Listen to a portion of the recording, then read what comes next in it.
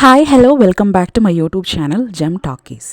Yesterday ഒരു night ഒരു 10 മണിയൊക്കെ ആയപ്പം അക്ബറിൻ്റെ ഒരു ലൈവ് ഉണ്ടായിരുന്നു. അപ്പോൾ ആ ലൈവിൽ ഒരുപാട് ക്വസ്റ്റ്യൻസ് ചോദിച്ചിട്ടുണ്ടായിരുന്നു ലൈവിൽ. ഇപ്പോഴും ബിഗ് ബോസിൽ നിന്ന് ഇറങ്ങാത്ത ഒരുപാട് പേരുകളാണ് ഇപ്പോഴും ഉള്ളത്. സത്യം പറഞ്ഞാൽ ഇപ്പോഴും എല്ലാവരും ബിഗ് ബോസ് സീസൺ 7 തന്നെ നിൽക്കുവാണ്. എപ്പിസോഡ് 1 to 100 ഓരോ എപ്പിസോഡിലും കണ്ട് ഇപ്പോഴും ഇരിക്കുന്ന വ്യക്തികളാണ്. എനിവേ ആ ഒരു ഇമ്പാക്റ്റ് ജനങ്ങളിലേക്കുള്ളത് നല്ല കാര്യമാണ്. പക്ഷേ ഒരു ഗ്രഡ്ജ് വെച്ചിട്ടാണ് കമൻസ് വരുന്നത്. അപ്പോൾ അതിൻ്റെ എനിക്ക് ഫസ്റ്റ് ഓഫ് ഓൾ ഞാൻ ഒരു കാര്യം പറയട്ടെ. ഷാനവാസിക്കയുടെ ഒരു പോസിറ്റീവ് സൈഡ് എന്താണെന്ന് വെച്ചാൽ, ഷാനവാസിക്ക ആകെപ്പാകെ ഒരു പ്രാവശ്യമാണ് ലൈവിൽ വന്നിരിക്കുന്നത്. പിന്നെ ഫാൻസ് മീറ്റിൽ പോലെ ഗ്രൂപ്പിലാണ് പിന്നെ വന്നിരിക്കുന്നത്, വാട്സപ്പ് ഗ്രൂപ്പിലാണ് വന്നിരിക്കുന്നത്. എന്നാൽ ഷാനവാസിക്ക എന്ന് പറയുന്ന വ്യക്തി ഒരാളെയും പറ്റിയും എടുത്തു പറഞ്ഞ് ഒരു കാര്യങ്ങളും പറഞ്ഞിട്ടില്ല. അതായത് മറ്റുള്ളവരാണ് അനുമോളെ പറ്റിയാണ് എന്ന് പറഞ്ഞ് PR എന്ന് പറയുമ്പോൾ തന്നെ അനുമോളെ പറ്റിയാണ് പറഞ്ഞതെന്ന് പറഞ്ഞിട്ട് അത് ഭയങ്കര വ്യാഖ്യാനമായിട്ട് എടുത്തത്. അല്ലാതെ ഒരാളുടെ പേര് പോലും എടുത്ത് പറഞ്ഞിട്ടില്ല. അത് മാത്രമല്ല, ഷാനവാസിക്കയുടെ ഫാൻസ് എന്ന് പറയുന്നത് ഷാനവാസിയുടെ ഒപ്പം സഞ്ചരിക്കുന്ന വ്യക്തികളാണ്. അപ്പം അങ്ങനെ പറയുമ്പോഴത്തേക്ക് ഒരു നെഗറ്റീവായിട്ടുള്ളൊരു ക്വസ്റ്റ്യൻസും ചോദിക്കത്തില്ല. ഈവൻ ഷാനവാസിക്കയുടെ ലൈവിലാണെങ്കിലും വേറെ കുറേ ആൾക്കാരുടെ PR വന്ന് ക്വസ്റ്റ്യൻ ചോദിക്കുന്നത് ഞാൻ കണ്ടു. പക്ഷേ ഫസ്റ്റ് ഓഫ് ഓൾ ഷാനവാസിക്ക എന്ന് പറയുന്നത് അങ്ങനെ ഒരു, കാരണം BB ഹൗസ് തീർന്നു, ബിഗ് ബോസ് എന്ന് പറയുന്ന സംഭവം തീർന്നു. അപ്പോൾ അതിന് ശേഷം ഒരു ഗ്രഡ്ജ് വെക്കേണ്ട സംഭവം ഇല്ല. അപ്പം അക്ബറിനോട് ചോദിച്ച ക്വസ്റ്റ്യൻ എന്ന് പറയുന്നത് എബൌട്ട് ആദില പറഞ്ഞു. ബിക്കോസ് ഫസ്റ്റ് ഓഫ് ഓൾ ഞാനൊരു കാര്യം പറയാം, ആദില അക്ബറൊക്കെ ഭയങ്കര ഒരു ബോണ്ടിങ്ങിലാണ് ഇപ്പോൾ നിൽക്കുന്നത്. ബിക്കോസ് അക്ബറിൻ്റെ ആ ഒരു ലൈവിൻ്റെ സമയത്ത് ആദിലയൊക്കെ വീഡിയോ കോളിലൊക്കെ വന്നിട്ടുണ്ടായിരുന്നു. അത് വേറെ കാര്യം, അപ്പാർട്ട് എസൈഡ്. ഫസ്റ്റ് ക്വസ്റ്റ്യൻ എന്ന് പറഞ്ഞാൽ ആദില പറഞ്ഞൊരു കാര്യമുണ്ട്, ഏഷ്യാനെറ്റ് പ്രൊഡക്റ്റാണ്, അതുകൊണ്ട് എന്തും സംഭവിക്കും, അതുകൊണ്ട് വിന്നർ ആവാൻ ചാൻസ് ഉണ്ട് എന്നൊക്കെ പുറത്ത് നടന്ന കുറച്ച് കാര്യങ്ങൾ അക്ബർ അറിഞ്ഞതിനെ പറ്റിയാണ് അതിനെപ്പറ്റി സംസാരിച്ച് അതായത് അക്ബറിന് എന്ന് വെച്ചാൽ ഡയറക്ടറായ സർഗോനെ അറിയില്ല അങ്ങനെയൊന്നും പറഞ്ഞിട്ടുണ്ടില്ല. പക്ഷേ ഏഷ്യാനെറ്റുമായിട്ടുള്ളൊരു ബന്ധം എന്ന് പറഞ്ഞാൽ ആ ഒരു പ്രോഗ്രാമിന് വെച്ച് അത് കഴിഞ്ഞ് ഏഷ്യാനെറ്റുമായിട്ട് എനിക്ക് യാതൊരു ബന്ധവുമില്ല. എന്നാൽ ഏഷ്യാനെറ്റുകാരുമായിട്ട് പണ്ട് മുതലേ ബന്ധമുള്ളത് ഷാനവാസിക്കയാണ്. അതായത് എന്ത് കാര്യം പറയുമ്പോഴും ഷാനവാസിക്കയുടെ പേര് എന്തായാലും അക്ബർ പറയുന്നുണ്ട്. സ്നേഹം കൊണ്ടായിരിക്കും കേട്ടോ, അല്ലാതെ വേറെ ഒന്നും ആയിരിക്കത്തില്ല, സ്നേഹം കൊണ്ടായിരിക്കും. അപ്പം ഷാനവാസിക്ക 8 വർഷവും 10 വർഷമായിട്ട് തന്നെ എത്രയോ വർഷങ്ങളായിട്ടുണ്ട്. അപ്പം ശരിക്കും പറഞ്ഞാൽ ഏഷ്യാനെറ്റ് പ്രൊഡക്റ്റ് എന്ന് വിളിക്കേണ്ട ഷാനവാസിക്കേനെ അല്ലേ. അപ്പോൾ എല്ലാവരും എന്നെ ഡീഗ്രേഡ് ചെയ്യാൻ വേണ്ടി എന്തൊക്കെയോ കാരണങ്ങൾ തേടി കണ്ടുപിടിച്ച് വിന്നറാവാതിരിക്കാനുള്ളൊരു ശ്രമമാണ് നിങ്ങൾ നടത്തിയെന്നൊക്കെ പറഞ്ഞിട്ടാണ് തുടങ്ങിയത്. പിന്നെ ഒരു ക്വസ്റ്റ്യൻ എന്ന് പറയുന്നത്, അനുമോളുടെയും ഷാനവാസിൻ്റെയും ഗ്യാങ്ങിലായിരുന്നുവെങ്കിൽ അക്ബറിന് ഇത്രയും നെഗറ്റിവിറ്റി ഉണ്ടാകുമായിരുന്നില്ല എന്നൊരു ചോദ്യത്തിന് അക്ബർ പറഞ്ഞ ഉത്തരം ഇതാണ്.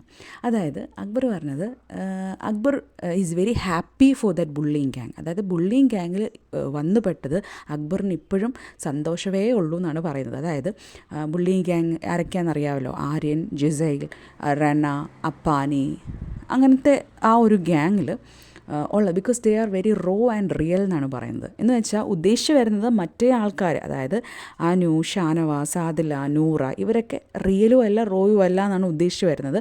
അവരുടെ ഫ്രണ്ട്ഷിപ്പൊക്കെ ഫേക്കാണെന്ന്. അതായത് പലരും പറഞ്ഞിട്ടുണ്ട്, മോസ്റ്റ്ലി അനീഷേട്ടൻ്റെയും ഷാനവാസിക്കയുടെയും ഫ്രണ്ട്ഷിപ്പ് ഭയങ്കര ഫേക്കാണ് എന്ന് പലരും പറഞ്ഞിട്ടുണ്ട്. എന്നാൽ ഇപ്പോൾ അവർക്കത് മനസ്സിലാവുന്നുണ്ടായിരിക്കും, ഇപ്പോഴും ആക്ടിങ് ആണെന്നായിരിക്കും അവരുടെ വിചാരം. എനിവേ, അപ്പം ആ ഒരു കൂട്ടുകെട്ടിൽ നിന്നും മാറി നിന്നത് എന്തുകൊണ്ടോ നല്ലതാണ് എന്നാണ് അക്ബർ പറഞ്ഞു വെക്കുന്നത്. അതായത് ബുള്ളി ഗ്യാങ് ആയിരുന്നു റോ ആൻഡ് റിയൽ എന്നാണ് ഇപ്പോഴും കോണ്ടാക്റ്റും കാര്യങ്ങളും ഒക്കെ ഉള്ളത്.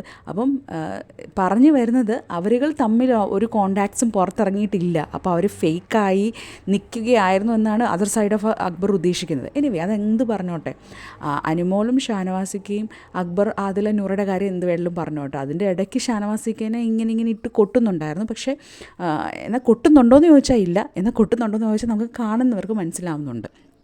എനിവേ, പിന്നെ പറഞ്ഞത് എബൌട്ട് ദിസ് PR കാര്യമാണ്. അതായത് അക്ബറിന് PR ഇല്ല എന്നും അക്ബറിൻ്റെ PR അക്ബറിൻ്റെ ഏറ്റവും അടുത്തുള്ള ഫ്രണ്ട്സ് ആണെന്നുമാണ് അക്ബർ പറഞ്ഞു വെക്കുന്നത്.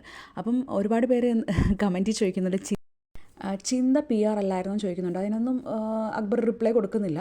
പക്ഷേ അക്ബർ മെയിൻലി പറഞ്ഞൊരു കാര്യം എന്താണെന്ന് വെച്ചാൽ, അവരുടെ ഒരു ഗ്യാങ്, അതായത് ബുള്ളിങ് ഗ്യാങ്, അത് ഒരിക്കലും അങ്ങോട്ടും ഇങ്ങോട്ടും ഉള്ള ഒരു എന്താ പറയുക, ഒരു റോ ആൻഡ് റിയൽ ആയിട്ട് നിൽക്കുന്ന അങ്ങോട്ടും ഇങ്ങോട്ടും അതായത് ആ ഒരു ഗ്രൂപ്പുകൾക്ക് തമ്മിൽ അങ്ങോട്ടും ഇങ്ങോട്ടും ഒരു എന്താ പറയുക ഒരു കുത്തിത്തിരിപ്പോ കാര്യങ്ങളോ ഒന്നുമില്ല. അവർ നന്നായിട്ട് പോയിരുന്നു. അത് ഓൾറെഡി ഏറെക്കുറെ ശരിയാണ്. ബിക്കോസ് വേറെ ഒന്നും കൊണ്ടല്ല, ആദില നൂറയൊക്കെ ഷാനവാസിക്കനെ എത്രത്തോളം പുറകിൽ നിന്ന് കുത്തിയെന്ന് നമുക്ക് കണ്ടവർക്ക് മനസ്സിലാവും.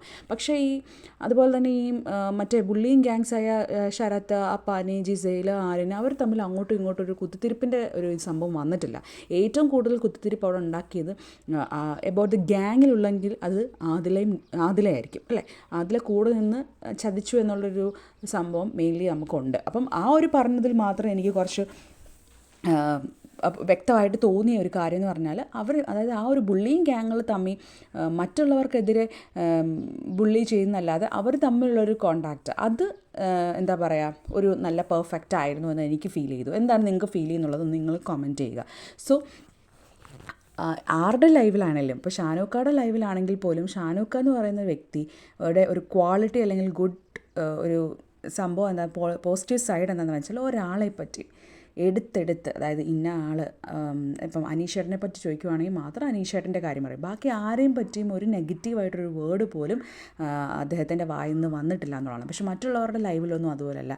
ബിന്നി ആയിക്കോട്ടെ, അങ്ങനെ ഒരുപാട് പേരുടെ ലൈവ് കണ്ടൊക്കെ നിങ്ങൾക്ക് മനസ്സിലാവും. പിന്നെ ലക്ഷ്മി ഓൾറെഡി നല്ല രീതിയിൽ പറഞ്ഞിട്ടുണ്ടായിരുന്നു എബൌട്ട് ഷാനവാസിക്ക ആൻഡ് ഓൾ. പ്യുവറായിട്ടുള്ള കാര്യങ്ങളാണ് പറഞ്ഞത്. ബാക്കിയുള്ള കുറച്ച് കാര്യങ്ങളിലൊക്കെ ലക്ഷ്മി അത് എന്ന് വെച്ചാൽ കമൻസൊക്കെ ലക്ഷ്മി വായിച്ചിട്ടുണ്ടായിരുന്നില്ല. എനിവേ, അപ്പം ഈ ലൈവ് എതിർക്കുമ്പോൾ ഉള്ള ശ്രദ്ധിക്കേണ്ട മെയിൻ കാര്യം എന്ന് വെച്ചാൽ നമ്മൾ ആരെ പറ്റിയൊന്നും മിണ്ടാതിരിക്കുക എന്നുള്ളതാണ് അല്ലേ.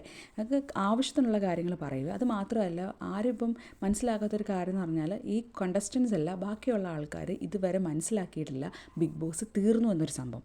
ആ ഒരു ഇമ്പാക്റ്റ് പുറത്ത് ജനങ്ങളിലുള്ളത് നല്ല കാര്യമാണ്. പക്ഷേ അത് നല്ല രീതിയിലുള്ള ഉപയോഗിക്കാനുള്ളത് കാര്യമാകണം. അല്ലാതെ മറ്റുള്ള കണ്ടസ്റ്റൻസിനെ ഡീഗ്രേഡ് ചെയ്തുകൊണ്ടാവരുത്. Anyway, stay tune to my channel for more and more updates.